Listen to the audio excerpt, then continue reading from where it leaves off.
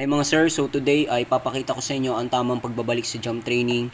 At dahil nga matagal tayong hindi nakapag-workout, syempre hindi natin pwedeng biglayin ulit yung katawan natin dahil lahat ng mga nakakabigla ay syempre nakakasama sa atin yan. So ngayon, hinayaan ko muna mag-fire up yung katawan ko and tamang warm-up, stretching, and syempre para na din ready yung katawan natin sa workout and at the same time, mas ganado tayo mag-workout.